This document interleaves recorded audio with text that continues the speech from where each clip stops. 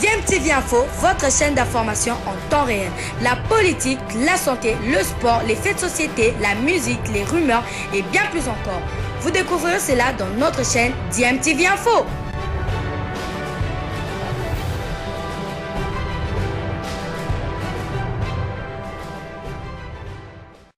Vous êtes sur DMTV, bonjour ou bonsoir, tout dépend de l'heure à laquelle vous nous suivez. Tout le plaisir est pour nous de vous retrouver, mais surtout de savoir que vous êtes nombreux en train de suivre votre chaîne YouTube DMTV. DMTV qui vous propose l'actualité, mais vous propose également des analyses et des réflexions sur des sujets d'actualité, sur des faits sociaux ou tout simplement des réalités que nous observons ici chez nous en République démocratique du Congo. L'actualité, c'est le début des éliminatoires de la Coupe du Monde Qatar 2022 avec les Léopards qui entrent en lice ce jeudi 2 septembre 2022 à Lubumbashi. Et bien évidemment, Hector Raul Cooper qui avait publié sa liste des 24 a vu beaucoup de joueurs forfaits et donc a dû modifier cette liste-là. La RDC qui a l'ambition d'aller au Qatar en 2022, il faudra bien se sortir d'abord de ce groupe J que nous partageons avec le Bénin, le Madagascar ainsi que la Tanzanie. Seul le premier du groupe pourra se qualifier pour les barrages et ainsi espérer être parmi les 5 représentants du continent africain lors de cette Coupe du Monde au Qatar en 2022. Alors les Taifa Stars, ceux qui ont eu un peu plus de temps de regroupement, parce que tout simplement les joueurs qui constituent cette équipe nationale tanzanienne pour la plupart évoluent au pays et donc ce sont 3 grands clubs de ce pays qui ont eu à fournir le gros lot des joueurs de l'équipe nationale. Il s'agit de Simba SC ainsi que de Young Africans et de Azam. Je vous propose de suivre cet élément qui va nous donner des informations sur cette équipe qui avait quitté déjà Dar es Salaam, qui a précédé les Léopards à Lubumbashi. Et nous allons revenir bien évidemment pour essayer d'analyser un tout petit peu cette rencontre que nous allons jouer avec les Tanzaniens en nous basant sur la dernière rencontre que nous avons eu à jouer avec eux. C'était un certain 27 mars 2019 lors de ce match amical que la République démocratique du Congo a perdu par 2-0. Je rappelle que vous suivez DMTV, votre chaîne YouTube. Si vous êtes nouveau ou ancien mais que vous ne vous êtes pas encore abonné, n'hésitez pas s'il vous plaît, abonnez-vous et n'oubliez pas d'activer la notification. Il suffit pour cela de cliquer sur la petite cloche qui apparaîtra dès que vous serez abonné parce qu'elle vous permettra de ne plus rien manquer des prochaines vidéos que nous allons vous proposer. Suivant cet extrait, nous nous retrouvons tout de suite après. On va maintenant se focaliser sur l'adversaire de la RDC. Il s'agit de la Tanzanie. La particularité, c'est que toutes les équipes qui se retrouvent dans le groupe J, le groupe dans lequel on retrouve la RDC pour les éliminatoires de la Coupe du Monde Qatar 2022, ne vont pas jouer la Coupe d'Afrique des Nations, ce qui donne une saveur spéciale pour ces éliminatoires. Il est question maintenant de laver la front après les éliminations lors des éliminatoires de la Coupe d'Afrique des Nations Cameroun 2020. Et pour l'instant, on va se focaliser sur la Tanzanie, l'adversaire de la RDC. L'équipe tanzanienne a pris son vol, c'était autour des 17h, destination la ville de Lubumbashi. On va voir déjà les dernières photos prises lors de ce vol pour les Taifa Stars de la Tanzanie qui s'est dirigé du côté de Lubumbashi puisque le match va se jouer au stade Tout-Puissant Mazembe. On va voir avec la réalisation. Voilà, ça y est, l'équipe de la Tanzanie qui a pris la direction de Lubumbashi avec l'entraîneur Etienne Ndairagije qui arrive avec l'ambition de titiller la sélection de la RDC. Vous voyez en image, c'est bien évidemment Yaya Zaïda, l'attaquant tanzanien qui évolue au sein de Ismaili d'Égypte.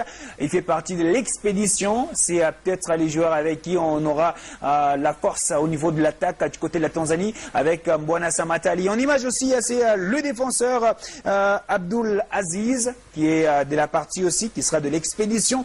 Vous avez aussi le défenseur Baraka Majogoro. Voilà, il est là. C'est lui, Baraka Majogoro, qui sera aussi de la partie pour ce match contre l'équipe nationale de la RDC. Voilà, un groupe très motivé pour aller chercher un très bon résultat à Kinshasa avec l'entraîneur Etienne Ndairagire qui arrive avec l'ambition d'amener très loin la sélection tanzanienne de football. Vous savez très bien, du côté de la Tanzanie, il y a une saine émulation avec les arrivées de certains joueurs, notamment ceux venus de la RDC, Fiston Kalala Maïlé, des joueurs comme Héritier Makambu, autant des joueurs de la RDC qui ont eu à signer du côté de la Tanzanie. La Tanzanie qui a démarré les entraînements un peu plus tôt que prévu, la sélection, puisque la majeure partie des joueurs tanzaniens évoluent du côté de la Tanzanie. Ils ont plus des joueurs qui évoluent dans leur club sur le plan local, qui sont du côté de Simba ou encore du côté de Young African de la Tanzanie, ce qui a permis un regroupement un peu plus tôt par rapport à la sélection de l'RDC, puisque du côté de l'RDC,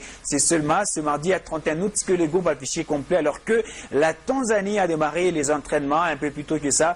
Ça peut être aussi une force pour la Tanzanie, mais pour la RDC, peu importe ce qu'il peut y avoir comme configuration, l'objectif, c'est la victoire contre la Tanzanie pour ce match très important. Alors, la deuxième opposition de ce groupe J va mettre prise l'équipe de Madagascar contre le Bénin. Le coup d'envoi de ce match, ce sera le jeudi 2 septembre sous les coups des 17h juste. Un match qui aura lieu au stade Abaré à Mahamisana pour cette opposition. L'équipe nationale de Madagascar va chercher un très bon résultat contre la formation du Bénin. C'est des bonnes guerres pour les 4 sélections nationales engagées dans les éliminatoires de la Coupe du Monde Qatar 2022 dans ce groupe.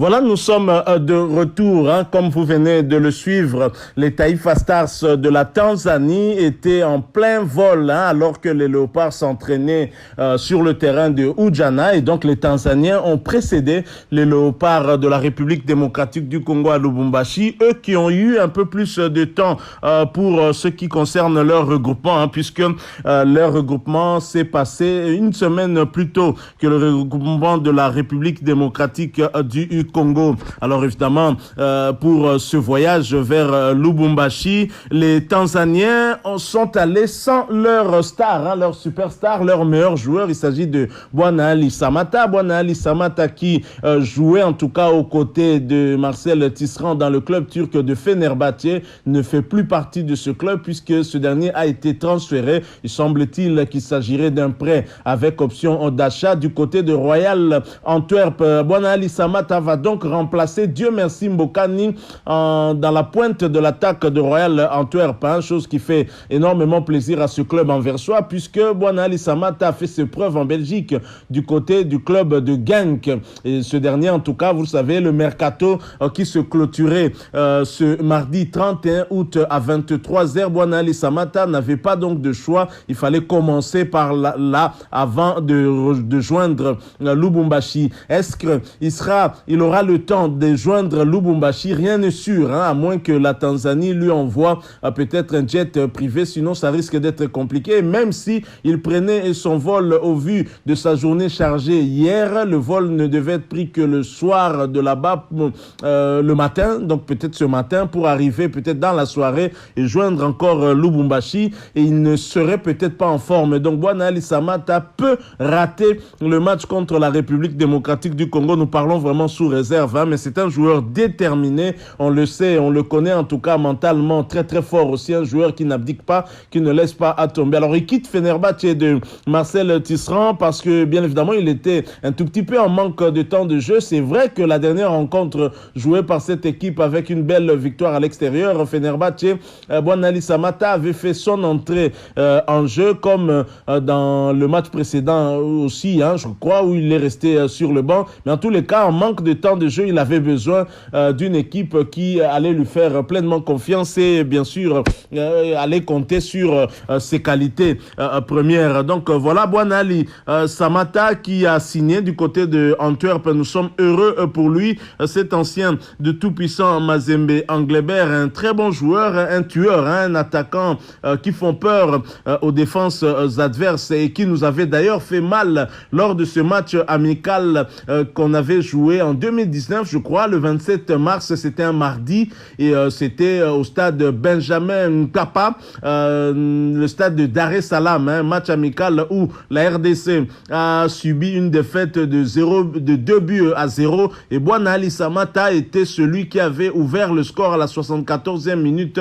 avant d'être imité par son coéquipier Yaya Shiza Ramadani. À la 88e minute, les Léopards de la République démocratique du Congo avaient fait piètre figure, mais c'est vrai que ce match était très disputé, mais nous avons été battus sur ce score de 2-0. Et parmi les joueurs qui ont joué ce jour-là, ce match amical international, 7 sont également dans la sélection d'Hector Raoul Cooper. La sélection, il s'agit notamment du latéral droit du tout-puissant Mazembe, Issama Mpeko, du latéral gauche actuel sociétaire du FC Riga en Lettonie, ancien de l'SV Club, Glodingonda Muzinga, Yannick Bangala Litombo était également présent, Chancel Mbemba aussi, Yannick Yala Bolazi était là, Shadrack Akolo avait d'ailleurs remplacé Bolazi à la 72e minute et Britt Assombalonga lui également était là, avait remplacé Benik Afobe à la 64e minute.